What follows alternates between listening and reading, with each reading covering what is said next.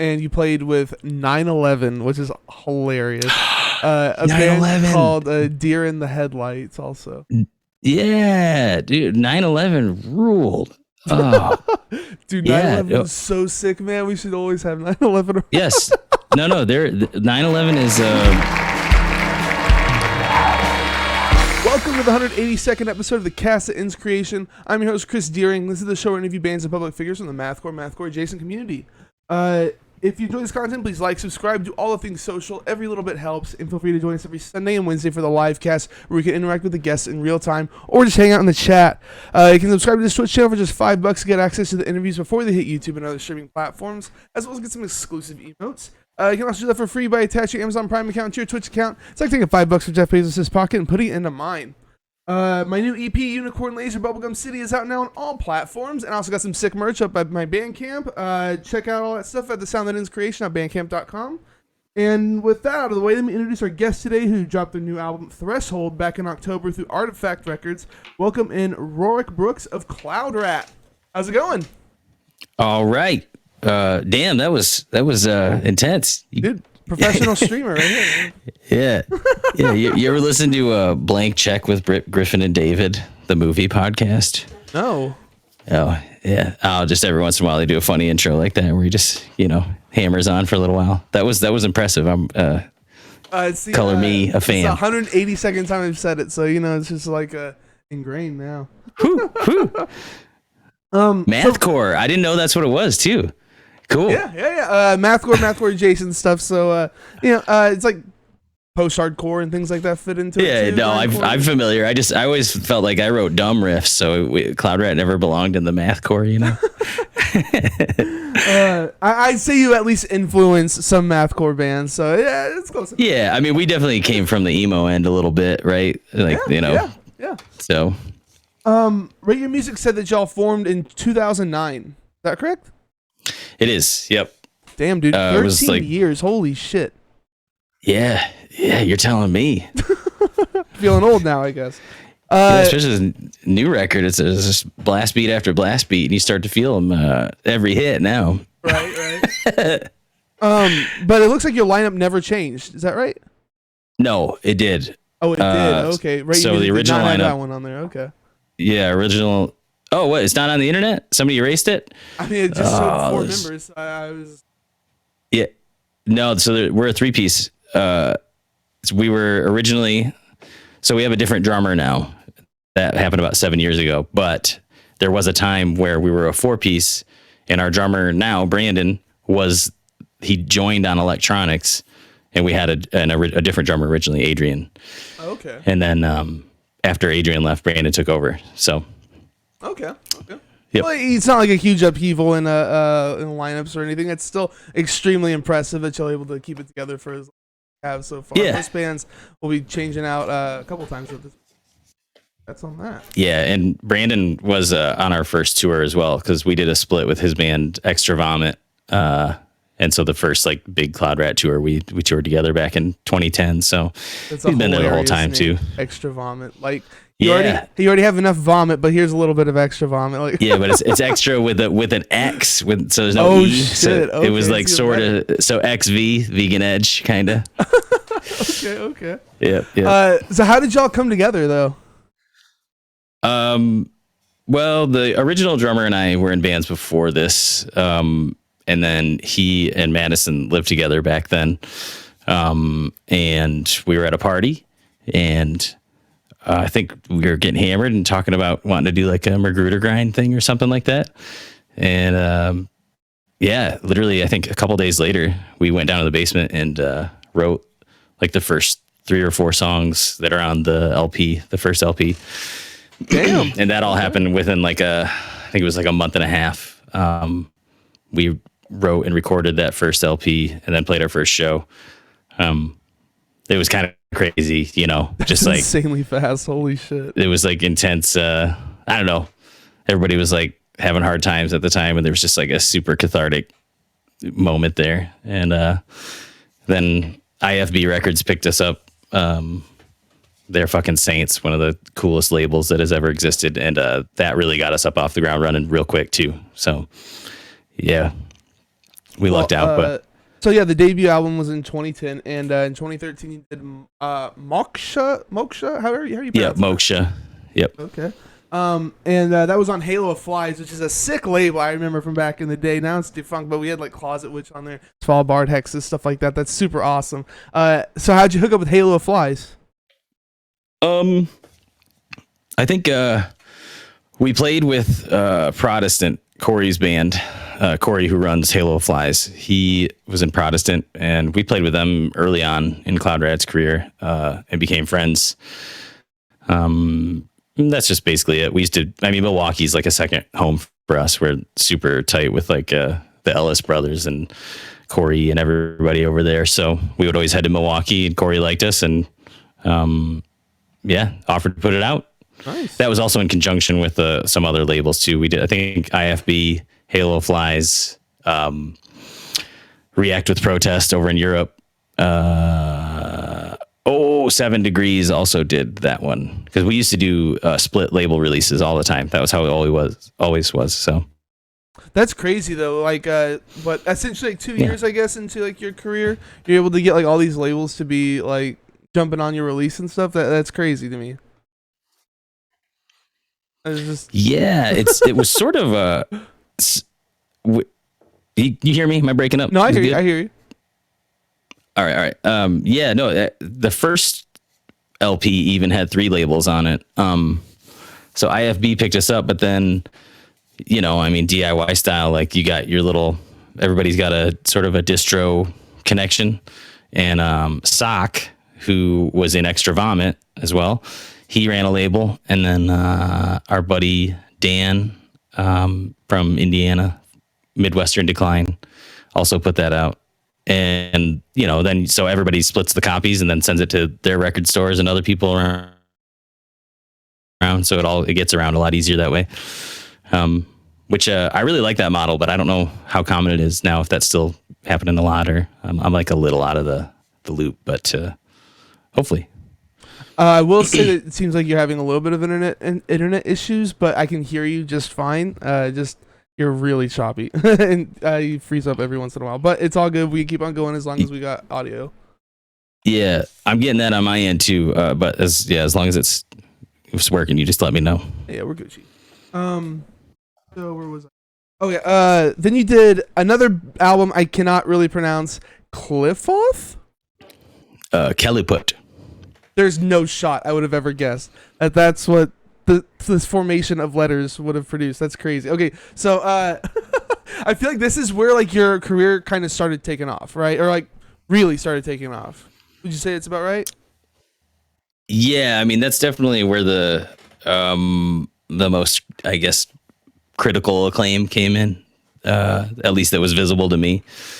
Burn Trails in chat says, "Oh, so that's how you say it." About the album title. Yeah. Well, before that record, I always used to say it Clefoth, because I don't know how many people out there are reading Berserk, but that's where I first learned of the word, and then later, found the Kabbalic, the actual meaning of the word. But and then I found all the black metal bands using it too, so. And then when we went to name the record that, it's like in the Kabbalah, there's these other layers of reality, and the Kelliput is the dark spheres, if you will. Or I'm probably using some of the wrong terminology, but it's the other layers of reality. And in Berserk, that was where I was inspired from. That you can enter it as a separate place, and there's evil there and stuff. Yeah, interesting. So yeah, you dropped that one. Then you did a bunch of splits with like bands like Moloch, Disrotted, and Test, which is pretty fucking sick. You're able to get with. And then in 2019, you did Pollinator, first one on Artifact Records. How did you hook up with Artifact Records? I guess at this point you're a big band, so it kind of makes sense. But it's funny. I think I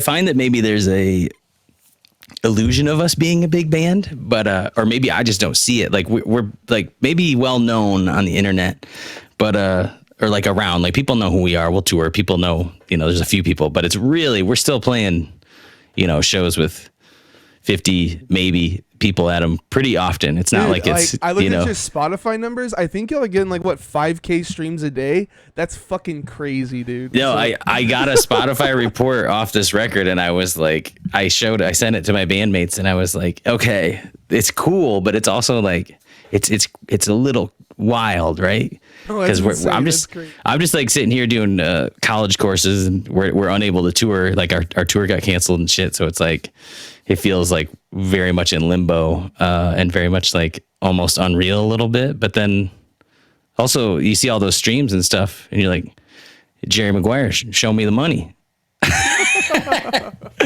No, I just joke. But yeah, so Kelly put it definitely was like the first time that I felt like people at least were kind of paying attention, that outside of like most of the people we'd meet on the road, you know, it was like, oh, there's other people and publications and stuff taking notice. And I think a lot of that actually has to do with our friend Kim Kelly, who's a writer.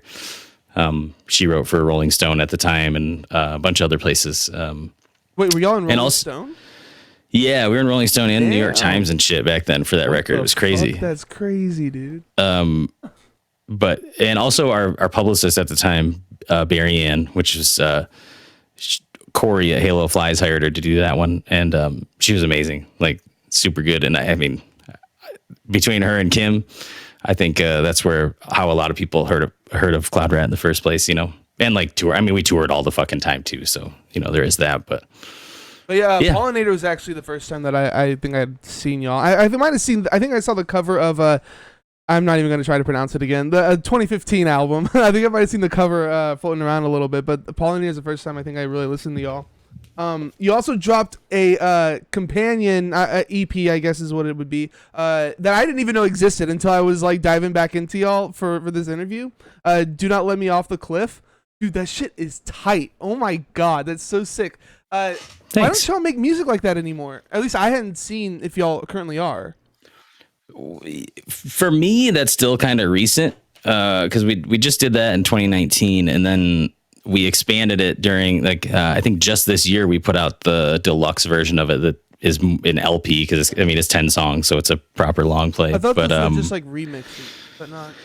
So that was remastered, slightly remixed, and then it added 3 more tracks to make it a full. New shit on that. Okay. Yep. Or at least there's collected stuff on it, like stuff that we had done over the pandemic. There was, that we added to it that was remixed and added to make it an album. But we're still, I mean, Brandon, our drummer, is a like very prolific noise and soundscape and modular synth artist. Like, I mean, we're talking incredible shit. He's always doing cool stuff, and Madison's always working on something interesting too. And so the Cliff stuff I produced here in this room I'm sitting in. Actually, this is my little office, but I think probably the next thing we do here whenever it works is something more akin to that. So why don't you just like combine it with your current sound, like grindcore and whatever you would call this other electronic stuff?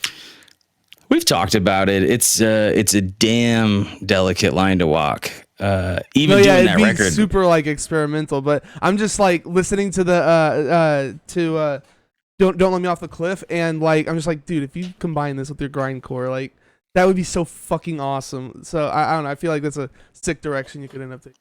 Yeah, we sort of messed with that. Like, there's hints of it, and we did a track for Adult Swim a couple years ago, and or last year, and in that one, there's a little bit more of it combined. But I did hear more of the electronic stuff in that one. Yeah. Yeah, but I have to say, for personal tastes, like I'm really choosy when it comes to like really gelling that kind of thing together, and it would have to be. I feel like.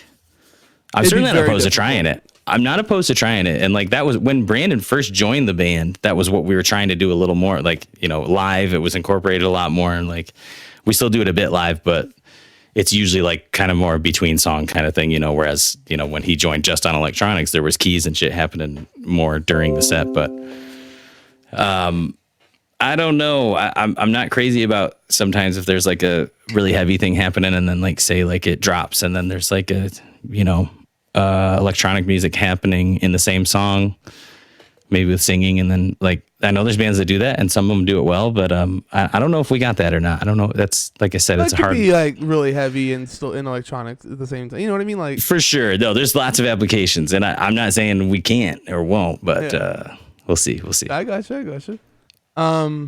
Carry on Shellac in chat says what a band doesn't do is just as important as what it does do. Hey, look at that. Yes, yeah. I agree.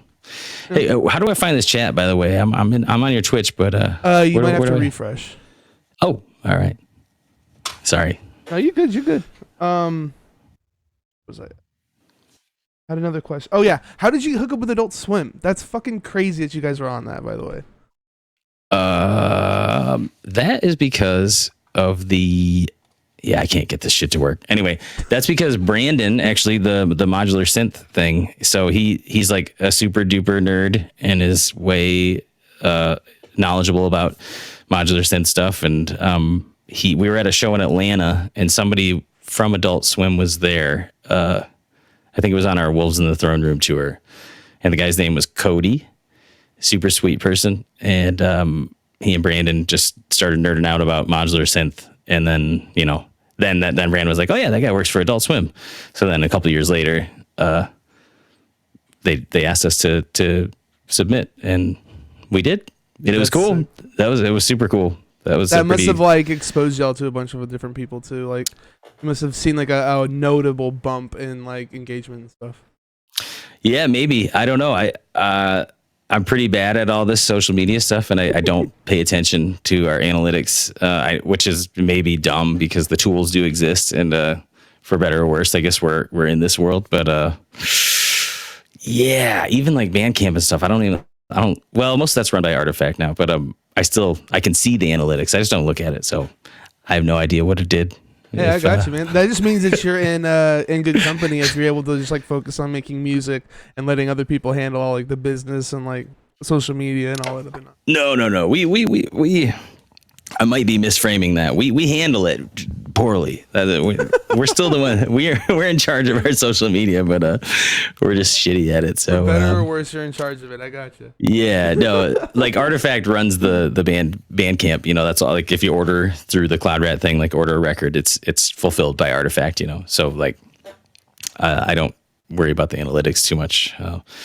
I guess I never did, though, even doing DIY, right? Like when we were just trading with friends, like I'd buy 50 copies, 100 copies of a record from the label, and then like, wouldn't keep track of how they were selling, or just do it. And oh yeah, man. I'm not saying that's a smart way to do things. Maybe that's why, it's working out. It's working out for you, man. No, I don't know. It's something. So now you've released your what is this, the fifth record? Yeah, fifth record, right? No, fourth. Yeah, well, it's okay.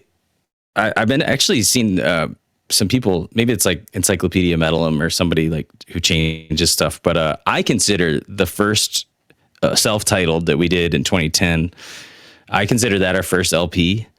Even though it's technically a 12-inch like EP, I guess, but that's like splitting hairs, because at the time, 18 minutes to me was a full length for a grindcore band. It is, right? And it's just that we later started writing longer songs and longer records. But I also we did a bunch of collections of all of our splits that we've done throughout the years. So Fever Dreams, I consider an album. Blind River, I consider an album. That's why they're grouped like that on our Bandcamp. So I don't know if that's fair or counts, but because by my metrics, it's more like we have like 11 records or something like that. But it's split whatever. So yeah, we'll just say your new official LPs. So yeah, you got Threshold out. What's different this time around than on Pollinator? Let me see. Hang on, I'm gonna mute this thing. I think I figured it out. I think ads on your Twitch first, and then it's gonna show up. Is that what happens? Yeah, a pre-roll ad. Okay, so I had it paused. Oh, I see us now. All right. How do I find the chat? Chat would be on the right hand side. Sorry, everybody watching and listening. You're gonna have to put up with us for a second while. There might not be anything in there. Hold on, I'll type something. while I boomer my way around the internet here. Sorry, you asked what the difference is now between now and Pollinator? Threshold to Pollinator. What's the difference? How's your music evolved? Yeah, so the first big thing is that we handled all of the production and recording on our own here in my house for Threshold. Is that not the case for the other stuff? No, everything else has always been recorded at a friend's studio. So Pollinator and Pollinator, Kelly Put, and all of those splits, all like the between that time, were all done at our friend JC's studio, Lake Bottom in Toledo, which is a wonderful place. I love that studio, and I love JC. And then everything before that was with our friend Kevin Kitchell in Lansing, Michigan. And then, but over the years, I sort of learned stuff here and there. And during the pandemic, I like really zeroed in on actually learning how to do this stuff, and got some like, kind of decent drum mics and shit. And we did it. It was a lot of work. I don't know if I recommend it. Like recording your own full length and then mixing it. Cause maybe I think in the future, if we do, I might do some tracking here and then like send, stuff to JC to mix and then kind of do that kind of thing. But, that records their own music, I know you could be here for like months just like tweaking with one little thing, and then you got to change all the other little things and stuff. So I understand. Absolutely. So that was a first for us. Apart from Cliff, we did that on our own too, but obviously that's a total different beast. So that was the first thing, and then I guess when I listen to them, they're almost a companion to each other. But I think Threshold really narrows in even more on like our full, what I think is our identity as a band. Like it's basically our statement at its current moment as far as it can be. That's why we call it Threshold. But it feels like my intention was we took like all the different influences, and instead of making something like really disparate, like Do Not Let Me Off the Cliff, instead tried to fold it in and have it be a grindcore album, but with that stuff like living within it. Whereas I think in like say Kelly Put or Pollinator or even all those splits in there, there's big, which some people might prefer this, but there's like big moments of that stuff that's way more on the nose noticeable. So like in Kelly Put, there's like a shoegaze song that's just straight up shoegaze and slow and singing the whole time. And then there's like sort of a grunge song in there in the first few tracks. Raccoon, it's called. Not grunge, but I don't know, something. And Pollinator has that really slow, down-tuned kind of doom song. So I feel like Threshold is a distillation of all that shit over the years into, I don't want to say a final statement because it's not. I mean, we're still cranking, but it feels like I feel really satisfied with it, how it is, as it is. And I guess that's maybe the difference, because Pollinator still feels like searching more, and Threshold feels like a moment that is captured. I don't know if that makes any sense. No, it makes perfect sense. You're honing in all the different influences into like one cohesive sound, which totally makes sense. Maybe I just feel like I've like blowing so much smoke up my own ass. Just we're just now talking about all that stuff. No, it's great. It's great. But so, what genre would you call your music if you had to pick a genre? That's really tricky. I guess we always call it grind punk, all one word. So why the punk part? Because I would have thought you'd say something like on a sludge grind or something like that. Yeah, I mean, I guess we have some sludge elements, but I don't hear a whole lot of sludge in there personally. I feel like we're way too, it's a little too like clean and concise. You know what I mean? Like we got a lot of like really pinpoint, you know. I guess it's just the feel. But maybe some of the older stuff is sludgier. I got you. Yeah. I don't know. I guess because the first record is almost like straight up like emo violence sometimes. Like it's like really sounds like really pissed off people making like sad, angry music, right? But I guess I've always like grind punk because we come from a way more of a punk place originally, you know. That's why there's so many kind of like fast parts, D beats, and that kind of thing, like straight up. But there's definitely, I guess the new record has a little bit more of a metal edge to it than previous. So, but grindcore to me is a pretty big genre that I think often gets pigeonholed in a way that I think is unfair. Because I think like some people only see grindcore as like, oh, can you still hear me? I can hear you. I can hear you. You're popping just a little bit, but I think that's just like how the setup is, and it's all good. But yeah, I can totally hear you. I think some people see grindcore as a pretty rigid, like it's got to be blast beat and like that's it. But there are so many really interesting variations of grindcore, and to me, the thing that just puts them all together is just like really wild passion and fury and almost reckless abandon, right? And I think that can even manifest in a lot of forms. And for me, our band, like I always try to do something interesting in every piece that we do, and something, but as long as it's like really pushing it to the edge as far as you can go every time. So it's like when we're playing live, it almost always hurts, and it's always like emotionally exhausting too, which sounds corny, but I mean, you know, you got to put into it if you're gonna get the right effect and feel it. So that's why, to answer very long-winded what your question was, what genre we are, I still say grindcore, even though I think, like I know on a pure level, we're not really totally a grindcore band, like just grindcore. But that's the umbrella that I'm gonna keep it under, for better or worse. So, or grind punk. Makes sense. Yeah. A silent party in chat says, Madison here. Sorry I couldn't join. It's all good. I hope you feel better. Yeah. Maddie. So you guys have a really interesting sound. I can't think of too many bands that sound like it. People call you grindcore. You're just talking about how like you're not completely sure that like is the exact way to like fit it or whatever. I don't even know what to call you guys. You combine grind with post-hardcore. You got sludge, and you got a lot of like black metal moments even. It's combined in such an interesting way. Again, can't think of too many bands that sound quite like it. Maybe like Frail Body every once in a while can do something similar, but like, yeah, I can't think of any band and be like, oh, they sound like Cloud Rat. You know what I mean? So kudos on that. Super original sound. It's dope as fuck. I think Thanks. It's sick. Yeah.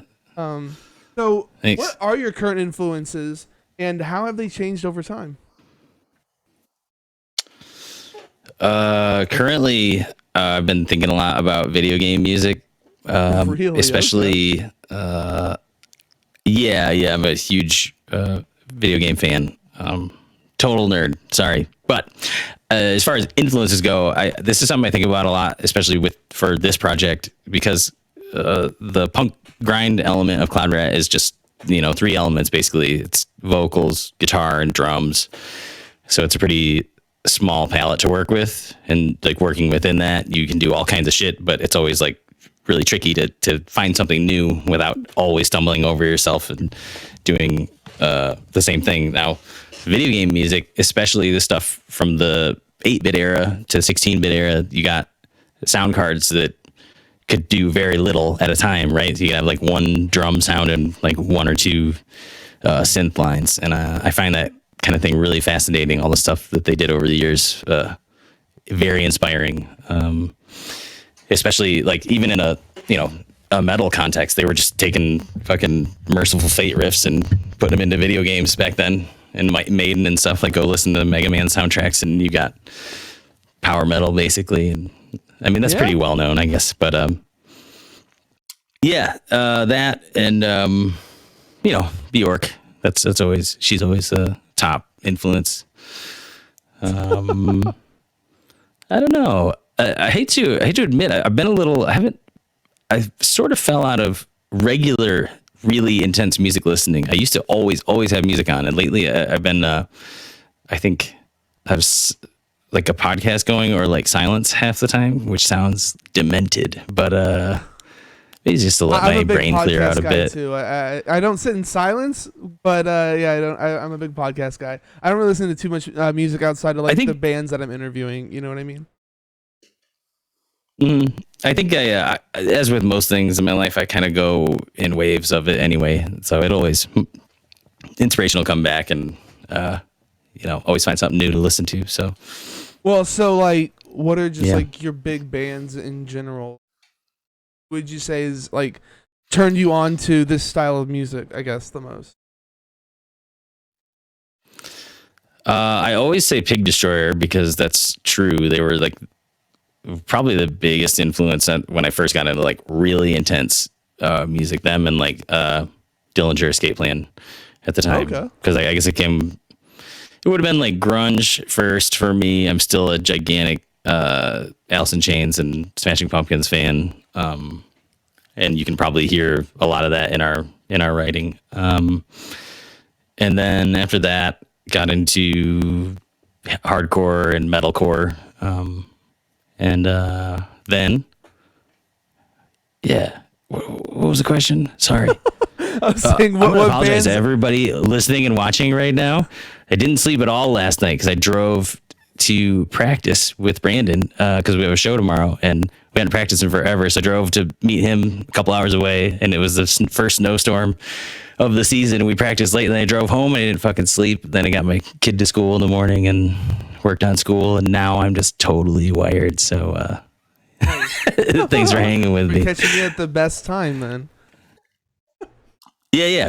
So what was the question again? I got halfway through it and then I forgot. What bands, I guess, inspired you to be making the kind of music that you are? I guess you already mentioned like the grindcore aspect. What about like the post-hardcore part and like black metal and things like that? What were the bands that made you want to inject that into your grindcore? Yeah, I will say first one big influence that I for some reason always forget is Fugazi. That was what got me into punk at first when I first started going to local shows and stuff. Which, funny enough, I heard about them on VH1. Anybody remember watching VH1 back in the day?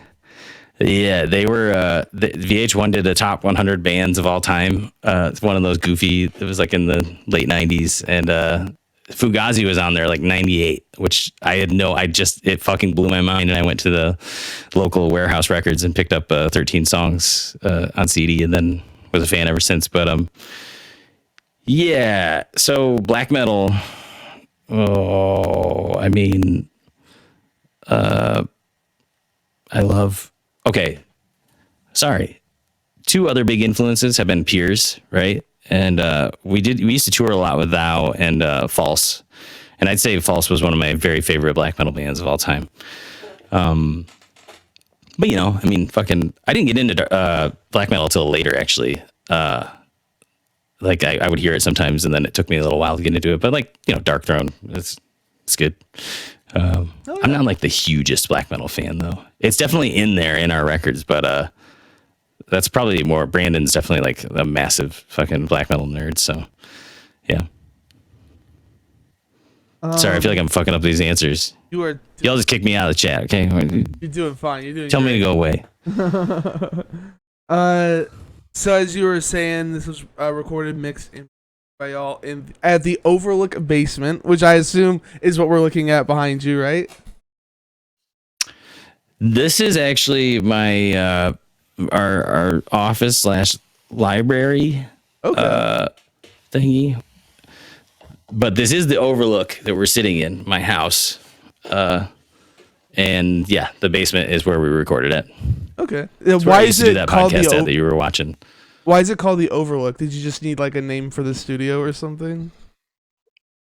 No, our house is called the Overlook. We called it that. It's if you look at it from the front, it has like this kind of balcony thing, and it looks like in the right light, it looks imposing. And my wife and I are both like massive horror dorks, so that's why it's named that. Okay. But then actually, shout out to some of our favorite friends, the band Gadget from Sweden that we toured with a few years ago, because their drummer runs a way more legit studio than mine. His is actually a fucking professional, amazing studio, and it's called the Overlook. So He stole your name. They were giving me shit because I ripped them off. Okay. Yeah. I didn't mean to though. It just so happens that we both named our studio the Overlook, which is very funny, right? So, so how long did it take to mix and well, you didn't master, but how long did it take to mix your record and record it? I guess. Well, we started demoing in like 2020. But from the time we actually got the drums set up, that was like early December of last year. And then I think we had it sent out to the label by sometime like February of 2022. Fast. It was, well, we had set aside a big blocks of time to record. We've done this for every time Cloud Rat's going to record.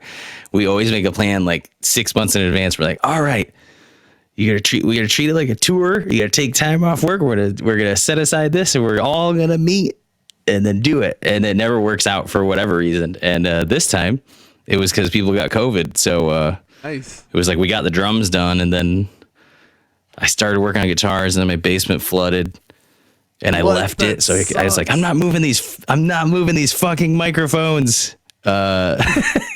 It didn't flood. What do you mean by flooded? Like a lot of water, or like how flooded? The sewer backed up. Oh shit! So if you're listening to if y'all want that real fucking soup gore grind, that's Cloud Rat, because when I recorded the guitars, it just smelled like sewer. And dude, what the fuck? That's crazy. But yeah, no, actually, that just happened the other day too. I had to fix it again, and I finally know what the actual problem is. Nice. But yeah, so anyway, I had to, so in the middle of recording this, after I got the guitars done, I had to rip the basement apart and clean it and then do that again. Anyway, yeah, so people got COVID and we weren't able to like get everything on track the way we had originally planned, but we figured it out. And then the mixing obviously took the longest, that was multiple sessions and sending stuff back and forth and trying to figure out what was working for everybody. Yeah. Okay. And then you had this mastered by Harris Newman at Gray Market Mastering. Can't say I've heard the name before. Is he like a big like mastering guy or something? Harris, I believe, is one of I think secretly Canadian. You familiar with that label? No. Anybody out there? I'm sure they are, but they're a pretty big indie label. I'm fairly certain he has something to do with them. So Harris also did our Do Not Let Me Off the Cliff mastering. Did a really good job on that.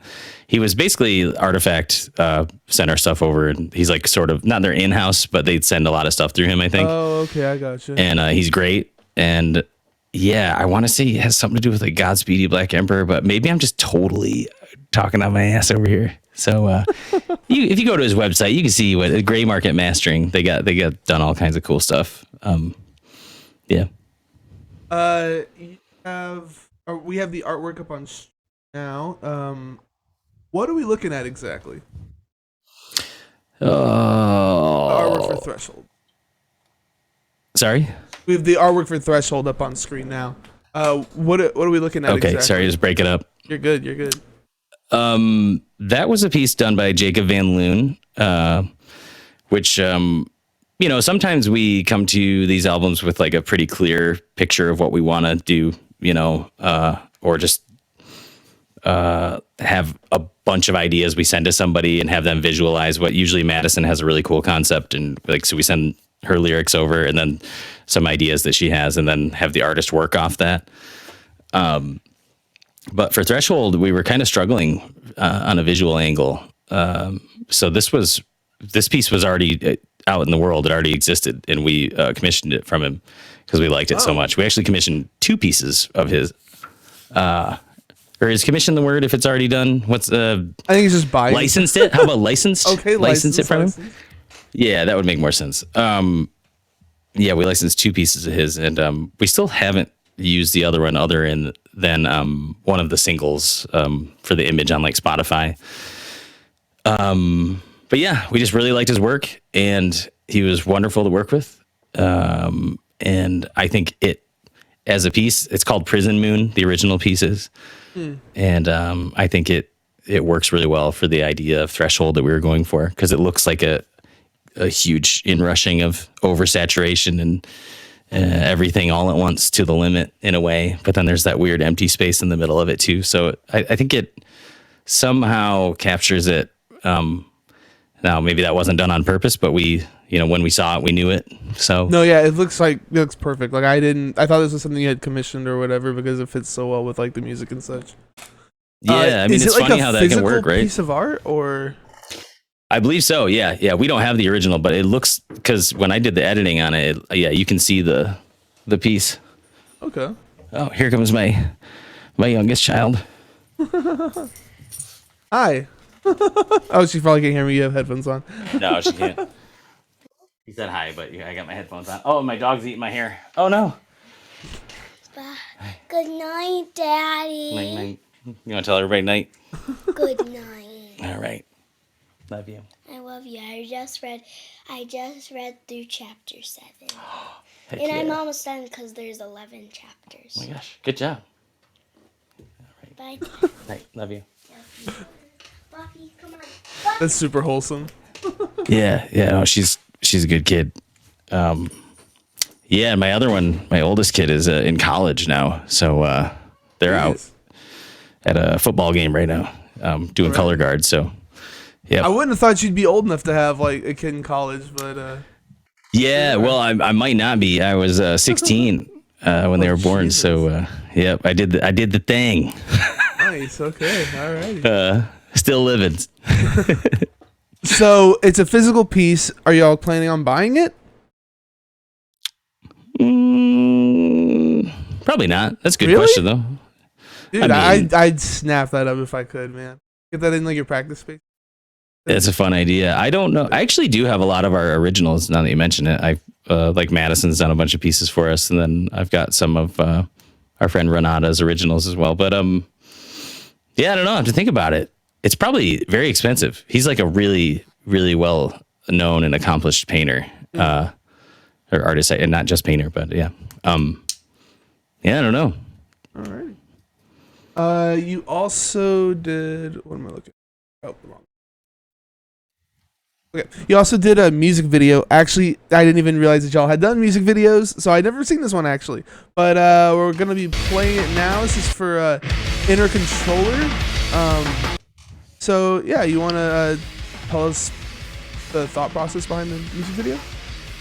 The thought process is that we are terrible at getting visual representations, moving image representations of our work on the internet, and we talked about doing it so many times, and the label has asked a bunch of times, and like I don't know. It's a lot of it comes down to having the vision, right? Now we've had a few ideas, but then it's like, okay, execution, which then you talk about the budget, and all three of us have come to a consensus that we're not crazy about music videos in general. So for us to be right and to be something real good that we want to do, we probably need to really buckle down and spend a bunch of money, and we don't have that. So, we've had offers, and we did talk to our friend Mitch from Thou about doing something, because he does some really cool videos, and there's other people out there too. But again, it's like vision. So like we go to people and we're like, oh, we want to do a video, but maybe we don't have any fucking idea what we want to do. And so this video, our friend Frank, who we love dearly, from Max Volume Silence, Frank Huang. Maybe you've probably seen his videos. He does a lot of stuff like at St. Vitus and stuff. But and he does Relapses in-house video stuff too. But Frank had the unfortunate email from us saying, hey, could you make us a music video? But we don't have any idea what it should be or have any imagery. So why don't you do this? And he was gracious enough to do it, and it turned out awesome. Frank fucking rules. So yeah. Okay, straight. It's a pretty straightforward answer. I know. I recently talked to Ken Mode, who's also on Artifact Records, and they did just a bunch of like live videos too. So, I feel like it's just a good way to like go about it if you don't have an idea of what you want to do for like visuals and stuff like that. So Yeah, and I think if we do another I've been wanting to maybe do someday do a pro shot live kind of video. And if it works out, it does. If not, hey, it's cool. So got some random questions for you. First of all, I've discovered Commit to the Voidcast. What happened with that? Like, you just stopped doing them, or are there plans to bring that stuff back? Yeah, I mean, for me, it was initially hold on an a second. For exercise people that in- aren't familiar, he did a bunch of like interviews with bands and stuff like that. Kind of like what we're doing here. But yeah, so if you want to just explain like why you stopped and if that's coming back. Yeah, I mean, I started it. It was before it became like a quote unquote podcast. I was doing some live streams just during like the first few months of the pandemic hit, just to connect with people. And then I formalized it and was like, yeah, I feel good about this because I do listen. I like podcasts. I like to do it, and I love talking to people. But I think having how often do you do this? You do this twice a week? Yeah. I commend you for getting it to 182. That's fucking stellar. I think for me, having that constant like thing that I had to do, and it turned into that, and that's probably my own psychology fucking up. But you did them for like long periods of time too. That might be like part of why you got burnt out. I mean, weren't some of them like 3 hours long or something? Yeah, I think the one with Brian from Thou was ridiculously long, and it's funny though because like ones like that. Those were my favorite ones because they didn't feel long, right? Yeah. Now sometimes like the shorter ones, like I didn't want them to be shorter. But then I would like maybe like lose, I didn't have the right connection with the person I was talking to or whatnot. But no, I totally get like, that too. That happens here as well. Like some people just don't know how to like talk. I guess like they were doing like conversation or whatever, and they just shut down. So. Yeah, there's like a couple times where I like ask a silly question, and then like I'm like, oh, maybe I shouldn't, Maybe I messed up, but no, nothing. Too, yeah. Nothing too bad happened at all. In fact, I consider most of those people, or even all of them, actually, I can't think of one who's not. They're all like friends of mine. So I think I was planning to bring it back, but then after like stuff started, I like was going out more and like get out of the house, and then now it's just like out and about. So I haven't needed it as much as a way to connect with people. And yeah, like if I ever really get the hankering, I'll do it again. But I feel like there was another aspect of it where it was through Cloud Rat, right? Like it was through our YouTube, through our Twitch thing. So it was like, I feel like if I was going to do it again, I'd probably just like have Commit to the Voidcast separate, like have it be its own branding so that, it's not tying the band to everything, for better or worse. No, that makes sense. Madison in chat was talking about the music video, and she said the VHS manipulation was the biggest inspo for the video as well. Old school 80s shit. Hell yeah. Yeah, that's right. Madison's talked about wanting to do, I think, something like what Diamanda Gloss did with her Litanies of Satan video. I don't know if anybody's seen that. I've never VHS. heard of that before. Yeah, you should check it out. It's one of the coolest live videos ever, but it is the 80s, like heavily manipulated video. If you've never listened to Diamanda, I highly recommend it. I have not. She rules. It's very cool. So you also have a solo project, I guess, Dust of Dreams. That I guess it's not an ongoing thing anymore because you were writing music for the podcast. So is that dead, or are you still doing stuff with that? It's just dormant. I think it's one of those things where when I get the inspiration, I'll do it again. I think like right now I'm doing college classes. When our tour got canceled, I real quick did a late registration, and that's taken up a lot of my mental energy. And a lot of times, like, I'm doing them online so I can have other time to, work and stuff. So by the time I sit down at the computer again, I'm like, I don't know if I want to, sit at the computer. So I'm going to go do something else. So yeah. Which, creating music obviously doesn't have to be done at the computer, but that project, a lot of my soundscape, I'm using DAW stuff. So So yeah, and if I'm being honest, I think I lost a little of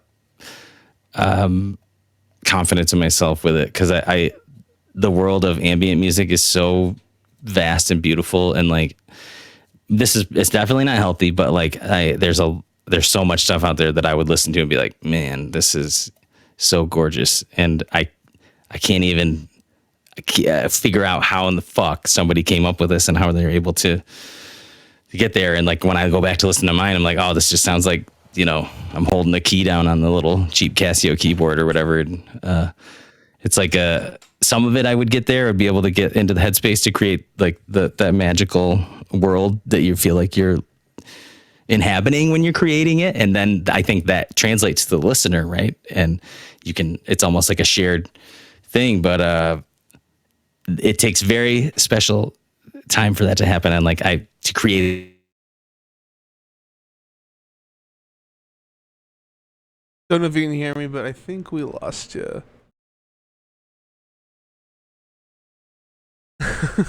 If you're able to leave the chat and come back in, that would be great. Yeah, I think we totally lost him. Boom. And we're back. Whoa. So sorry. Dude, I had to go downstairs and reset, like unplug my fucking router and my other thing. What do you call it? Modem. Do we still got people? I'm so sorry. No, yeah, guys. we're good, man. We're good. I was actually just like chatting with them. That's I feel real bad. Also, I was like in the middle of a long tangent. Now it's gone. Damn it. I think talking about Dust of Dreams. I don't know if you're able to like, get back to where you were in the. Oh my God, we have a doggy. Alrighty. This is Buffy. It's Buffy's bedtime. She's like on a very like pretty tight schedule. So he's like, I know it's bedtime right now. So yeah, it's funny. So she's like, stop picking me up. But here you go. But yeah, so you guys had. Oh, you were talking about how you were in taking college classes. What classes are you taking? Excuse me. Planning to be a X-ray technician or a radiologist. Sorry, what's the word? Radiologist. Yeah, I kind of wish I would have started it actually during the like a couple years ago, because by now I'd be almost done with the whole thing. But the plan was originally, once Threshold dropped, we were going to do a whole bunch of touring, and then I was going to resume classes. But the EU tour got canceled, and then I was like, okay, I'm just going to sign up for classes and just tour while we can around that. And Madison just is going to be doing a really cool tattoo apprenticeship. So, I mean, we're still going to tour, but stuff's like, we're definitely like trying to like, because everything's so volatile in the music industry, no matter what angle you're coming from, big, small. And I've been pushing for so long, and I kind of like, I need something a little more secure, because I've always worked jobs that I hate and hurt my body. And like I was in construction for so long, but just because I could take off to tour and it wouldn't matter, Right. It kind of feels like, well, like I thought that y'all were in a position where this was like your full-time gig, but I guess it's not the case. I think it could be, honestly, if I'm being real honest with myself, it could be, but it would be like we'd be touring so much. You would have to tour a horrific amount. And I feel like for a band of our niche, like there's only so much you want to play until people are like, oh, I'll just see them again next time or whatever, like I think that's pretty common. And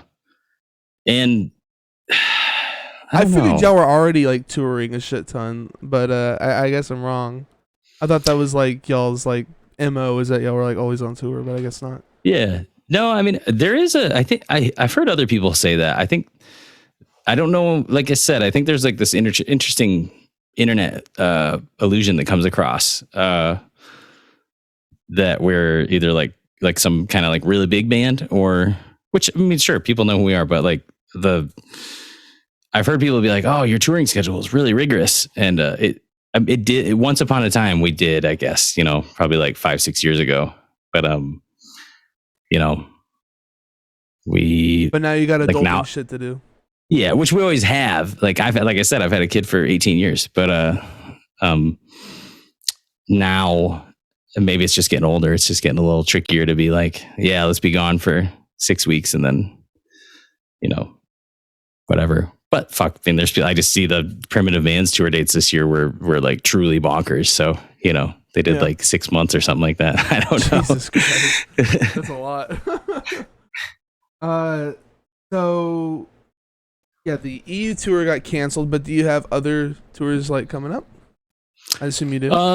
Right now we're talking about doing a March thing around my spring break. But I don't have, there's a couple bands we're talking to that would be really cool if it works out. So I don't want to say more till we have it like confirmed. That's just for a couple weeks. And then, there's a lot I want to do. We haven't been to the West Coast in 3 years. I want to do that. I want to do all of Canada. I want to do Mexico. We talked every time we see Test, which we got to play with Test again just a couple months ago. We always talk about going to South America, Australia, Japan. I mean, I want to do all that shit. And people ask us a lot, but it's just like, it's gotta work. And, the current traveling, stress that you get, like international traveling is pretty brutal. That last EU tour we did was a really great time once we were there with the bands, but the actual, just all the traveling around it was harsh. And even like, with everything going on with the war, and I don't know. It's interesting. Where's like the I guess weirdest place that you've played? Like weirdest like area of the world, I guess. I wouldn't say weird, but I want to say it was in Bosnia. We played this old like bombed out industrial building that was pretty, I mean, it was cool, but it was also like, a weird feeling.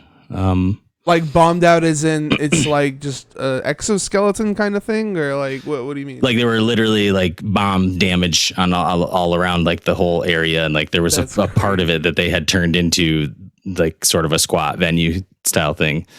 That's sick, dude. Holy shit. You got like video of that, or? I'm sure it exists, or maybe Awesome. Maybe not of us. It was a really small show, but I'm sure they've done other shows there. Yeah. That's sick. Yeah. If I wish I knew the name of the spot. I'm sure if you go back through, like the tour dates are probably up there. That was like 2015, I think. So. Okay. Yeah, I don't know. We played a lot of weird places, but struggling to remember anything right now. So we'll see what happens.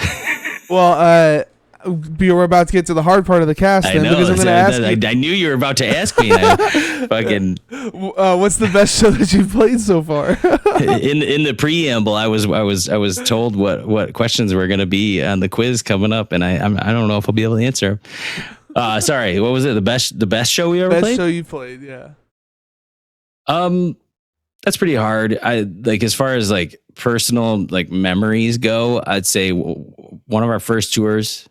We were in Fort Myers, Florida. We played at Nevin from IFB Records' house in his living room. And it was just like one of those like electric feelings where everybody was so fucking excited the whole time. And like it was like a potluck, and there were zine distros and record distros and all kinds of just like really cool punk stuff going on. And it felt like real community, real culture, like.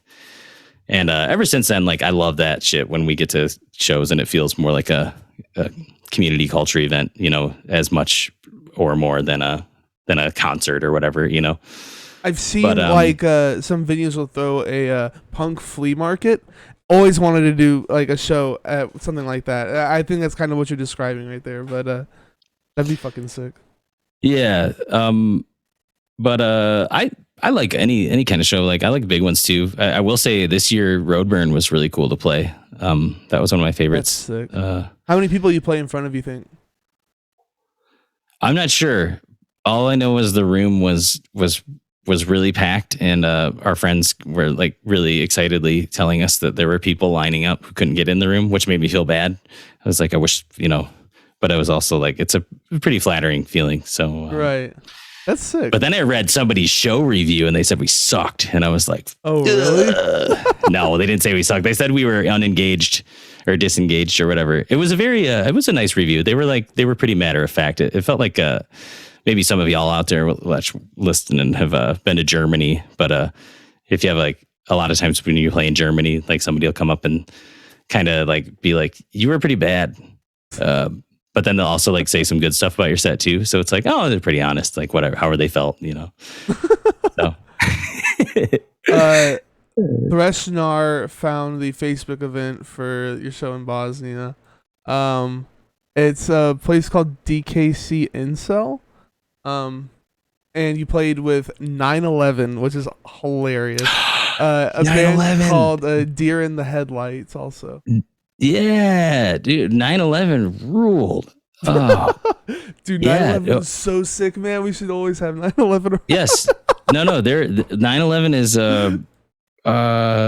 part Slovenian, part French band, like from people from Slovenia and France. And actually, on this last tour that we did in Europe, we ran into one of them, the bass player, just hanging out in the Netherlands.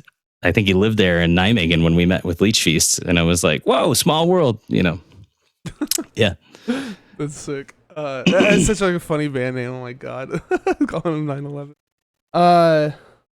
Here. Dayspring says, "I'll never forget seeing Cloud Rat at a house show in Oakland years ago." Yeah, brings up memories for you. Oakland house show. Was that with Reavers? I believe that was with Reavers. And I believe it was an awesome time. If that's the show, yeah, our buddy Will put that on. Threshnar is asking a question, which I'm pretty sure you're going to say yes to. Would you want to play more house shows? You know, I've actually been thinking about that lately. Yeah, dude, DIY spots are the shit. Those are my favorite shows. Well, so we, you know, Brandon and Madison and I, we're always talking about all kinds of shit, you know, and lately this has been a feeling for me, is like wanting to do a more of a mix of more DIY stuff. But so on our last US tour that we did, so we don't have a booking agent in the States anymore. We opted to go, you know, do our own stuff again, like we always used to. But what comes with that is you know, it can be a gamble. So house shows and DIY spots can be like some of the best times of your life and well attended and just like totally satisfying on all regards. But like the other end of it is like sometimes it can be like whether like the show feels good or is fun, but like the money side can be real rough. And I hate fucking having to think about that, but it just like is what is real, right? Right. If you can't support yourself and what you're doing, then it's just like, you know, it's impossible to do it. And I wish that money didn't have anything to do with it, but it does sometimes. So, but to answer the person's question, Threshnar, right? Yeah. I do want to do more house shows, and I've been thinking, or just DIY spots in general, especially like around Michigan. I think it'd be cool to do more of that kind of thing. Oh yeah. Yeah. So yeah, we're talking about the best shows. What about the worst ones? What's the worst show you played? And that can mean all kinds of things. A lot of people think it's just like technical issues or whatever. It could be anything, not necessarily like equipment failure or whatever.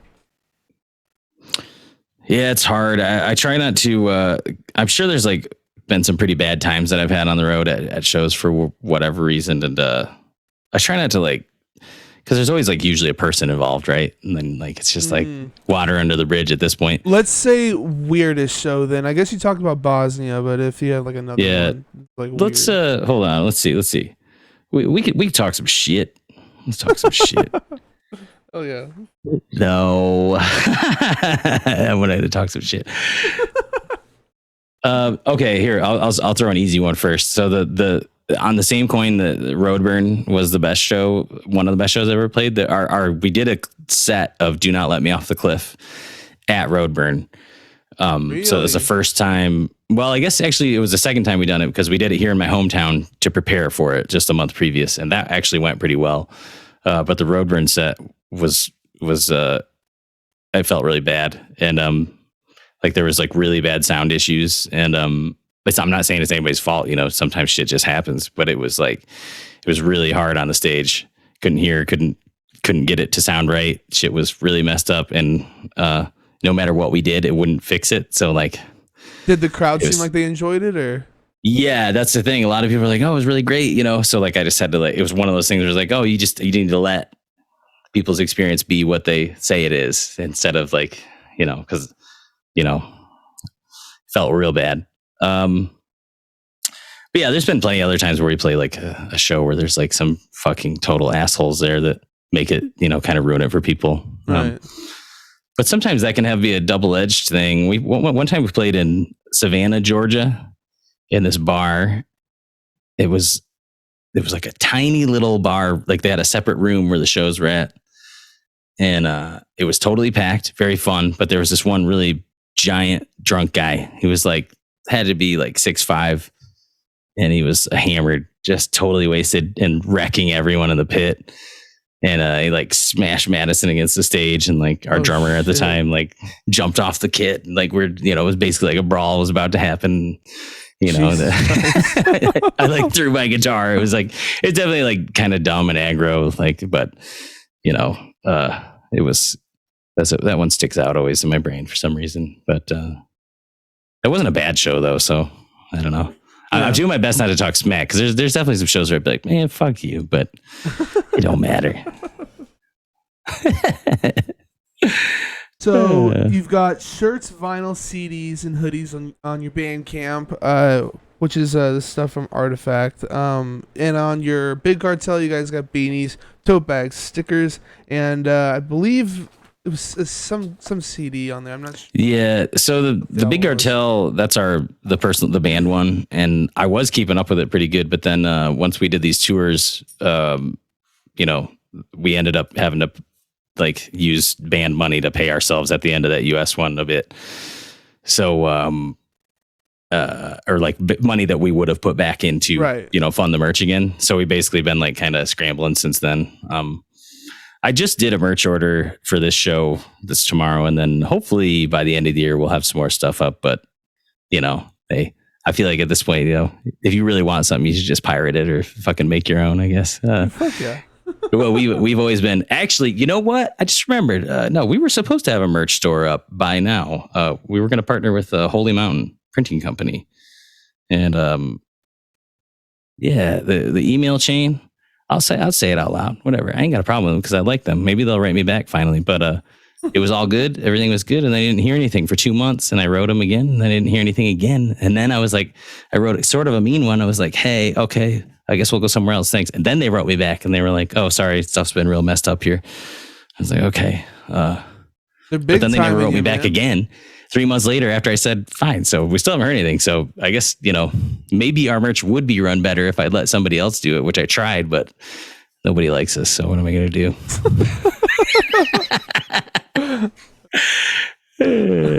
Hey, Holy Mountain, if you're listening, I actually would still love to work with y'all. It's cool. So hit me up. Oh yeah. I guess we could wrap this up with your current album of the year. Oh shit, that's right. I need to do a bit more listening because there is a lot of really good stuff that's come out. But I will say the first thing that comes to mind is the new Ripped to Shreds. What's it called? Is it Jubian? I want to say it's called Jubian. But that's the most recent thing that I listened to, and also I don't think it's just recency bias. I think it really fucking rips. Is that a band from Florida or? No, they're from I want to say Oakland or I think the Bay Area. Oh, okay, cool. Yeah, I'm friends with Andrew online, and he's always posting all kinds of cool shit. Like talk about prolific. That's somebody who's doing all kinds of neat stuff. Yeah, I mean, there's that. That new Worm Rot's real good. Yeah, there's probably way more stuff out there. I'm just like totally spacing on.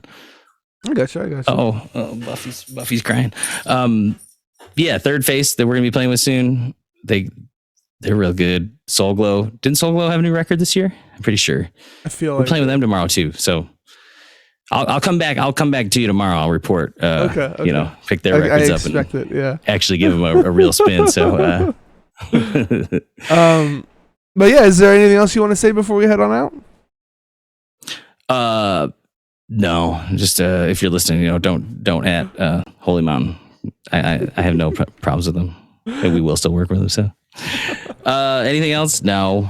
I apologize. Everybody's listening who can see how of a fucking total freak I am sometimes. No, dude, this is great. This is great, honestly.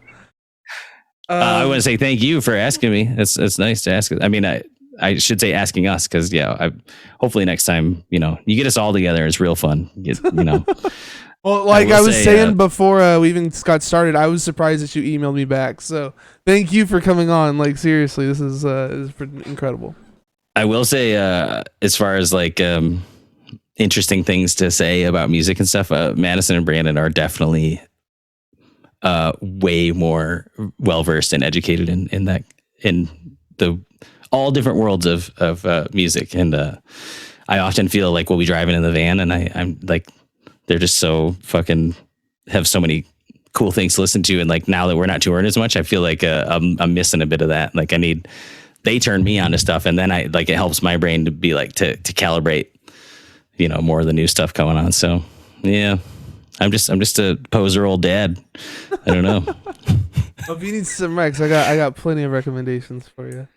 Yeah, some out there. What do we got? What should we listen to? Well, the new Chat Pile, obviously, like everybody loves that. Okay. Yep. Have you heard Black Matter Device? I don't think so. Dude, you'd probably be really into them. You should check them out. Math Grind. There's. I feel like you're not in tune with the mathcore scene, but there's so much good shit coming out. Yeah, I mean, that's something that I used to be more in touch with, I guess. But yeah, I'll check it out. Yeah, just like all the bands I've been interviewing, just all of them are bangers. So you should check out all that stuff. All right. Yeah. If you're looking for an interesting original take on grindcore, look no further than Threshold, the new album from Cloud Rat, which came out back in October through Artifact Records. Y'all are on Facebook, Bandcamp, or I think you're on Twitter. And oh no, you are, but you never use it. That's right. You're on all streaming platforms. You got the Big Cartel to send people to. Is there are there other websites you want to send people to? Anything else? Yeah, if like the EU has we're on Evil Greed. Like they always got some cool stuff for us, like shirts and stuff like that. And Self-Made God as well over there in Poland has some stuff. And we'll probably get some more stuff on the Big Cartel, hopefully shortly. Yeah. As for me, drop my channel follow so you always know when I go live. You can also get access to the interviews before they hit YouTube and other streaming platforms, as well as get some exclusive emotes by subscribing to this channel. You can find me on Facebook, Instagram, Twitter, and YouTube. YouTube folks, if you enjoyed the video, please drop a like, click on the notification bell. Don't forget to subscribe. It's a great way to support me for free. Check out my music, The Sound That Is Creation, at soundthatIsCreation.bandcamp.com. Check out my new EP, Unicorn Laser Bubblegum City. Got a lot of merch up on the Bandcamp, and I'm also touring the West Coast. Check that out. My next guest is Me and Him Call It Us.